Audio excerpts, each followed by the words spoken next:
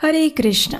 गर्ग संहिता के माधुर्य खंड में अध्याय 8 श्लोक संख्या 41 और 42 में नारद मुनि राजा बहुलाश्व से संवाद कर रहे हैं। उस समय भी नारद मुनि एकादशी व्रत की महिमा का गान करते हुए इस प्रकार कहते हैं। दश वै मातृके पक्षे तथा वै दश पैतृके प्रियाया दश पक्षे तु पुरुषानुत्तरे नरः। यानी जो मनुष्य शुद्ध भक्ति भाव से एकादशी व्रत का पालन करता है वह अपने मातृकुल की 10, पितृकुल की 10 और पत्नी के कुल की 10 पीढ़ियों का उद्धार कर देता है। इतनी विशेष है ये एकादशी तिथि। और ऐसी ही पवित्र और मंगलमय एकादशी यानी वरुथिनी एकादशी। वरुथिनी अर्थात जो सभी वरों को प्रदान करने में सक्षम है और जो समस्त भौतिक बंधनों को काट कर आध्यात्मिक गंतव्य प्रदान करती है। प्रत्येक मनुष्य के मन में कोई न कोई इच्छा अभिलाषा अवश्य होती है, लेकिन ये इच्छा और अभिलाषा यदि भौतिक सुखों को प्राप्त करने की है तो वो अंत में दुखों का कारण बनती है। और यदि ये इच्छा और अभिलाषा आध्यात्मिक है, भगवान की सेवा करने की है, तो वो व्यक्ति को परम सुख प्रदान करती है। भौतिक इच्छाएं और उससे अर्जित फल इस भौतिक शरीर के साथ समाप्त हो जाते हैं, लेकिन आध्यात्मिक फल आत्मा के साथ सदैव रहते हैं, क्योंकि आत्मा अविनाशी और अमर है। तो आइए हमें समस्त आध्यात्मिक फल प्रदान करने वाली इस वरुथिनी एकादशी की पौराणिक व्रत कथा का श्रवण करते हैं। इसके विषय में कहा गया है कि जो भी व्यक्ति पूर्ण भक्ति भाव से और एकाग्र चित्त होकर इस संपूर्ण कथा का श्रवण करता है उसे भी वरुथिनी एकादशी का पालन करने का फल मिलता है। तो आइए आरंभ करते हैं। आज आपको इतिहास के काल यंत्र की सवारी कराते हुए लेकर चलेंगे द्वापर युग में, जब भगवान श्री कृष्ण ने इस धरती पर अवतार धारण किया था। अब आप तो जानते ही हैं कि भगवान स्वयं जब भी अवतार धारण करके इस पृथ्वी पर आते हैं तो कभी भी अकेले नहीं आते। उनके साथ हमेशा उनके पार्षद यानी उनके भक्त रहते हैं। तो बस उस समय उनके साथ 5 पांडवों के रूप में उनके पार्षद भी थे। 5 पांडवों में सबसे ज्येष्ठ हैं युधिष्ठिर महाराज। उन्हें धर्मराज भी कहा जाता है। एक दिन युधिष्ठिर महाराज भगवान श्री कृष्ण के साथ बैठे हुए थे और उनके मध्य एकादशी व्रत के विषय में चर्चा हो रही थी। अब जैसा कि आप जानते हैं कि युधिष्ठिर महाराज इतने विनम्र थे और सदैव भगवान श्री कृष्ण से मार्गदर्शन प्राप्त करते थे। तो बस आज उन दोनों के बीच वर्ष में आने वाली विविध एकादशियों के विषय में ही चर्चा हो रही थी। ऐसे में युधिष्ठिर महाराज ने श्री कृष्ण से पूछा, हे केशव, वैशाख मास के कृष्ण पक्ष में आने वाली एकादशी का नाम वरुथिनी है, ये तो मैं जानता हूँ, लेकिन क्या आप मुझे ये बता सकते हैं कि इस एकादशी के व्रत पालन से क्या लाभ प्राप्त होता है और इसका महत्व क्या है? युधिष्ठिर महाराज के प्रश्न के उत्तर में भगवान श्री कृष्ण ने कहा, हे धर्मराज, ये ऐसी विशेष एकादशी तिथि है जिसके पालन करने से इस जन्म और अगले जन्म में भी सौभाग्य की प्राप्ति होती है। इतना ही नहीं, इस प्रकार प्रत्येक जन्म में इस एकादशी व्रत का पालन करने से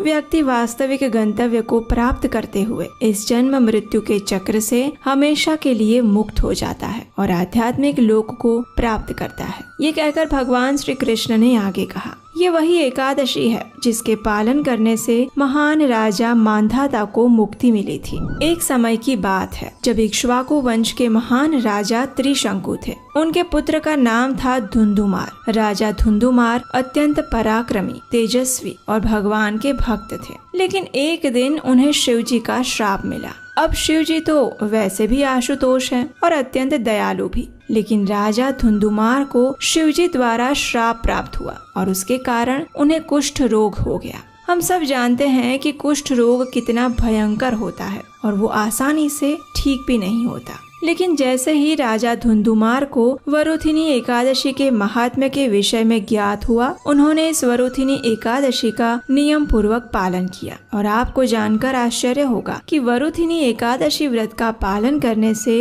राजा धुंधुमार कुष्ठ रोग से मुक्त हो गए और उन्होंने परम आध्यात्मिक गति को प्राप्त किया। ऐसा कहा जाता है कि वरुथिनी एकादशी व्रत के पालन करने से 10,000 वर्ष की तपस्या का फल मिलता है। और इतना ही नहीं, आदर्श स्थिति तो ये है कि सूर्य ग्रहण के समय कुरुक्षेत्र में जाकर 40 किलो सुवर्ण का दान देने से जो पुण्य फल मिलता है वो केवल इस एकादशी व्रत का श्रद्धा और निष्ठा पूर्वक पालन करने से मिल जाता है। उसके बाद भगवान श्री कृष्ण ने युधिष्ठिर महाराज को दान के विषय में एक अत्यंत गोपनीय बात बताई, और वो रहस्य ये था कि अश्वदान से श्रेष्ठ गजदान है। गजदान से श्रेष्ठ यदि कोई भूमि का दान देता है तो उसे माना गया है। भूमि दान से भी श्रेष्ठ दान है तिल का दान, और तिल के दान से भी श्रेष्ठ यदि कोई स्वर्ण दान करता है तो वो है। स्वर्ण दान से अधिक श्रेष्ठ दान है अन्न का दान। अन्न का दान देने से व्यक्ति के समस्त पूर्वज, देवता और समस्त प्राणी प्रसन्न होते हैं।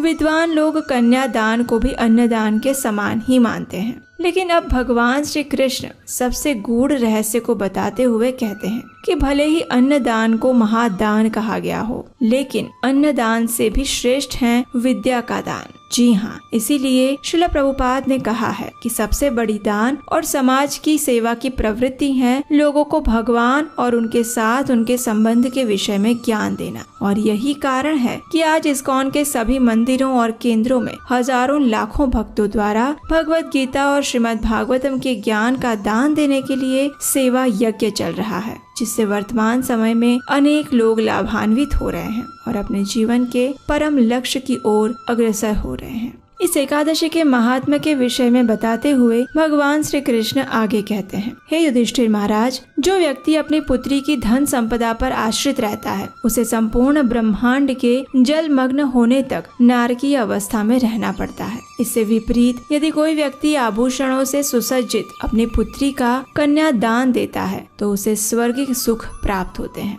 जो व्यक्ति अपनी पुत्री का विवाह कराते समय वर पक्ष से धन लेता है उसे अगले जन्म में बिल्ली का शरीर प्राप्त होता है। बिल्कुल वैसे ही जैसे एक मांसाहार करने वाला व्यक्ति अगले जन्म में मांस भक्षी जंगली प्राणी बनता है और अत्यंत काम आसक्त व्यक्ति को कुत्ते का शरीर मिलता है। जो व्यक्ति अपने शरीर के अंगों का प्रदर्शन करता है और कम कपड़ों द्वारा अपने शरीर को ढकता है उसे अगले जन्म में वृक्ष का शरीर प्राप्त होता है, जो कि ऐसी योनि है जिसमें आपको भौतिक कष्ट हजारों करोड़ों वर्षों तक भुगतने पड़ते हैं। भगवान ने आगे बताते हुए कहा, लेकिन उसके विपरीत जो व्यक्ति अपनी कन्या को आभूषणों से सुसज्जित होकर विवाह के समय अपनी कन्या का दान देता है उससे जो फल प्राप्त होता है वह स्वर्ग लोक में यमराज के मुख्य सचिव चित्रगुप्त भी वर्णन नहीं कर सकते। और यही फल वरुथिनी एकादशी व्रत का पालन करने वाले व्यक्ति को प्राप्त हो जाता है। अब भगवान श्री कृष्ण वरुथिनी एकादशी व्रत पालन में कुछ वर्जित चीजों के बारे में बताते हैं, जैसे कि कांसे के बर्तन में भोजन ना करना, मसूर की दाल, हरी सब्जियां, मटर का सेवन ना करना, अभक्तों के हाथों से बना हुआ भोजन ना करना, दशमी और एकादशी के दिन शारीरिक संबंध से दूर रहना और ब्रह्मचर्य का पालन करना, झूठ ना बोलना, प्रजल्प से दूर रहना और किसी की निंदा ना करना। और भगवान श्री कृष्ण स्वयं अंत में इस बात का विश्वास दिलाते हैं कि जो भी व्यक्ति इस प्रकार निष्ठा और नियम पूर्वक एकादशी व्रत का पालन करता है वह सभी पापों से मुक्त हो जाता है और शाश्वत आध्यात्मिक लोक को प्राप्त करता है। और जो व्यक्ति इस महिमा का केवल श्रवण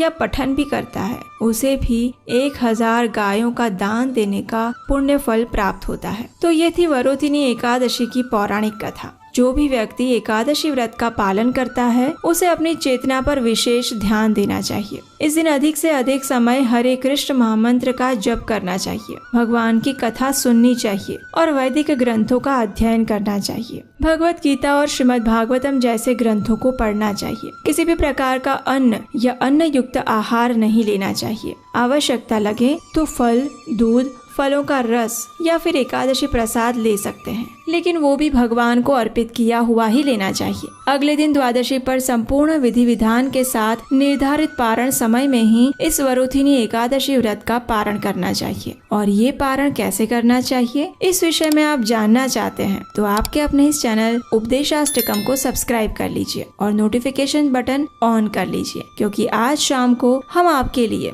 वरुथिनी एकादशी पारण विधि के विषय में एक विशेष वीडियो लेकर आने वाले हैं, तो उसका नोटिफिकेशन आपको सरलता से मिल जाएगा। अगर आपको लगता है कि इन वैदिक कथाओं को प्रमाणभूत रूप में प्रसारित करने का हमारा ये अभियान सफल रहा और आप इसकी प्रशंसा करते हैं, तो आप हमें आने वाले एकादशी वीडियोस को बनाने के लिए और पौराणिक कथाओं को यथारूप आपके समक्ष प्रस्तुत करने के लिए अपना सहयोग दे सकते हैं। स्क्रीन पर दिए गए नंबर पर अपना आर्थिक योगदान भेजकर। आपके द्वारा दिए गए योगदान से हमारी टीम को अच्छे से रिसर्च करने में, शास्त्रों का अध्ययन करके प्रमाणभूत कंटेंट तैयार करने में और सुंदर एनिमेशन के साथ इन कथाओं को आपके समक्ष लाने में सहायता मिलती है। आप में से कुछ भक्तों द्वारा हमें निरंतर सहयोग प्राप्त होता है और हम उन सभी के अत्यंत आभारी हैं और हृदय से उनके लिए भगवान श्री कृष्ण से प्रार्थना करते हैं। तो आइए परम भगवान श्री कृष्ण को प्रिय ऐसी वरुथिनी एकादशी का संपूर्ण श्रद्धा और निष्ठा से पालन करते हैं और समस्त वरों के दाता वरदराज श्री कृष्ण से उनकी शुद्ध भक्तिमय सेवा की याचना करते हैं। हरे कृष्ण।